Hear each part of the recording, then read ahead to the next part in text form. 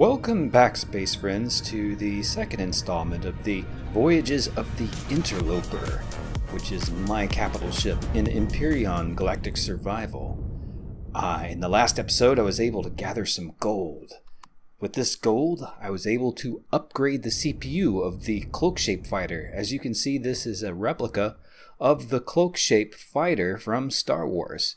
And I've built it just like in Star Wars, versatile, very upgradable, capable of carrying lots of different gear. One thing that I neglected to do, even though I upgraded it and was able to now add a warp drive to it, which is capable of going from planet to planet within a planetary system, is I failed to upgrade the main engine, so it's going to be a little slower. It's carrying a little extra weight.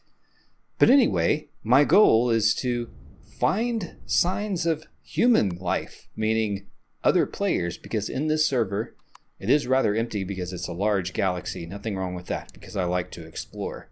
But I'm in the process of readying the Interloper to actually go out and find signs of human life, which means I may be away from the Interstellar shipyard for quite some time. Now, I've been a fan of this location because it has abundant solar energy with a bright blue star. I can power my big shipyard forever without ever having to worry about energy. It's got lots of resources nearby. Nobody is here, so even if I go to a PvP area, nobody's going to screw with me. So I was able to fairly quickly build my nice capital ship, the Interloper, and the shipyard, which I was required to build it with. Now, on this server, one of the rules is you must have a base of a certain size to build a corresponding ship of a certain size. So I had to build the shipyard first. Anyway, I'm in the process of loading supplies. Of course, plenty of food. I'm going to need food. I'll be out there for a while. Much more convenient than just dying in place, which is bad form, and then reviving yourself. Of course, you can just respawn at the same location if you die of starvation, but then you got to pick up your backpack and do all that kind of good stuff, so I'm not going to do that. Also, carrying a variety of building supplies in case I need to build something on the fly, like an extra weapon, ammo, that kind of thing. Very nice to have a nice suite of extra supplies in the ship. Luckily, the Interloper has plenty of cargo space for that. I've made sure it has an ample main cargo bay as well as a resource controller bay for if I ever want to try a mining laser. Navigating through space is not easy, especially navigating through interstellar space. I'm able to find Sol, which is where I believe a lot of players are. Sol system, just like the real Sol system, I believe Earth and Mars and Jupiter, all of that are there. It's in a cluster of systems that are yellow and red stars. Now I am way down in the Bella system, which is a cluster of blue and white stars.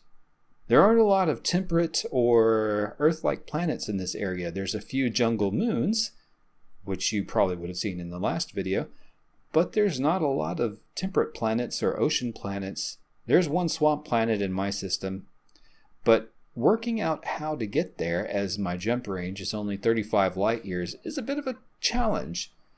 Luckily, I have pretty good three-dimensional spatial awareness. As you all know, I do a lot of 3D modeling, so plotting a course with the X, Y, and Z plane in mind is something that comes rather naturally to me. In other games, such as Elite Dangerous, you can just type in the system, plot a course, and it will lay it out for you, and you can do all kinds of parameters. Not so in this game. You kind of have to do it all manually. Anyway, I finally find a white star that I'm going to head towards, and I detach from the gangway hatch of the Interstellar shipyard. Bye, shipyard. Bye, Idea Reus. I know it sounds like a strange planet, but I'm near the ringed planet of Idea Reus or something like that. I can't pronounce my own home system. Doesn't matter. But eventually I get off into interstellar space. And entering warp drive, I am on my way. Yes, indeed. What will await me on the other side of this warp tunnel? Let's see. Of course, the first thing I have to do is see if there's anything in the immediate area. I am not in the PvP zone, so that's a good thing. The map reveals a fairly normal system, except what is that big blue planet over there to the left? It looks like something I've not quite seen before. And it ends up being a very large alien planet. I've never seen a very large alien planet. I've seen large planets, and large planets are pretty large. It takes a while to explore them. But I've never seen a very large alien planet. The only problem is it is a PvP area, but after some hesitation, I decide I don't really care. So I'm going to head for the alien planet. Now, I've been to an alien planet before. The problem with alien planets is they are kind of scary. And believe me, you'll see why soon. But I do want to check it out. I wonder if there's any possibility of anyone thinking about headquartering here or basing here. Although I'm not sure why they would want to. There is real no explanation of what drives curiosity other than curiosity itself. And I arrived to a huge green planet in front of me. It's got a green atmosphere. The local space around it is vast. Everything is very spaced far apart. Not really interested in exploring or taking the time to explore all around the side of the planet, but I am kind of curious about the general nature of this planet. I'm not sure if I'm going to stay on it very long, but I go ahead and head down. Nothing as far as Polaris trade stations, which is something that I could really use so I can sell my wares, but other than that, everything is fairly spaced far apart, so it's going to take me a while to get around. Not sure if it's even worth the fuel. So I descend into this green, foggy, horrible, stormy place. And after working out a landing location, I go ahead and set down, and with some concern about my ship, although I haven't bothered to raise shields or anything, even though I do have them. The Interloper sets down kind of on a slope next to a shoreline.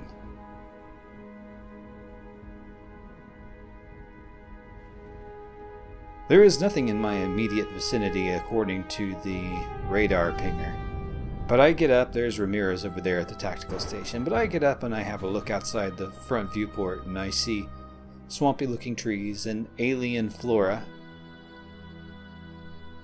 For some reason, I don't bother to turn on the turrets right now.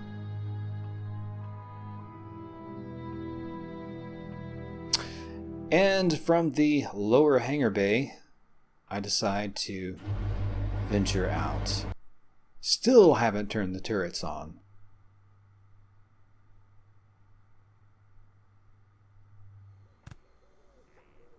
Luckily, I've got the shotgun out. I don't want to get caught with my pants down. Not that I can pull my pants down in this game. It's not that kind of game. And as you can hear, the sounds on this planet are quite vivid.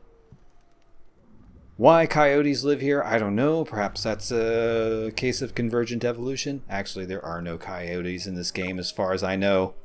Although, things have surprised me. And then I finally turn on the turrets. And I immediately hear the front turret and the Gatling turret and the anti-personnel turret going off. So there's predators all around. I decide to get into cloak shape to go ahead and have a look down this shoreline. Save fuel to explore in it anyway. There's sort of a glistening glow along the shoreline, other than the alien plants. I suspect that's moonlight, although I don't think there is a moon. So there's a kind of weird slimy glow along the edge of the shoreline. Anyway, I fly along and I set down a little bit, and then my turrets start going nuts, and whoa! Look at all the raptors to the right there, and spiders and alien bugs. This is a planet appropriate for Halloween. The turrets start firing, and they just do not stop. There is all kinds of madness down there. All kinds of horrid, terrible things. Starting to think that this place is no place for any human. You can hear a raptor yelling just then. The turrets continue to fire, and I don't know why, but I decided to stand on top of my ship so I can get a better look. And I also don't know why, but I never turn on my lights so that I can see what I'm shooting at. But there are spiders down there. Lots and lots of spiders. Spiders plus raptors plus alien bugs plus raptors plus spiders plus more spiders. And even my turrets alone can't take them out, so I have to go up with my pulse rifle and start shooting them. I do like the pulse rifle. This one's a Tech 2, so... I heard something. It didn't sound like a raptor. I don't know what that was that died just then. There are some dinosaurs I don't think I've encountered yet. Something else dying there, and it continues. The madness continues.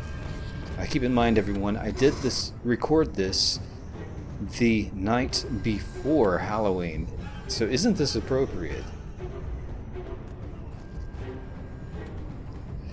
I decided to walk around and see what I've killed, and it's your typical spiders. The turrets are still shooting intermittently. This planet is loaded with predators. Of course, it is night, and on any planet at night you're more likely to find predators stalking around. But I don't think I've ever seen this many in one place. There was that one time I got attacked by a big pack of raptors on that swamp planet that we visited in the previous video. But I don't know. I would say there's at least... I don't know. There could have been 24 raptors out there. There were a lot. Here again, why anyone would hang their hat here, I am not sure. Now, luckily I didn't get off the ship where it was too far off the ground, so I'm able to get back on top of it. And out there you see a Legacy Overseer. For those of you who don't know, the Legacy faction is like the ancient precursor evil guys of the galaxy, and they can turn people into weird space alien zombies. They can turn you into a space alien zombie, which I think is called a alien parasite, but I'm not going to let that happen. But I do decide, yeah, I'm not really interested in this place. I'm not going to look for human life here because it's a wretched, horrid place. The turrets go and they don't stop. Predators all the time. Everywhere.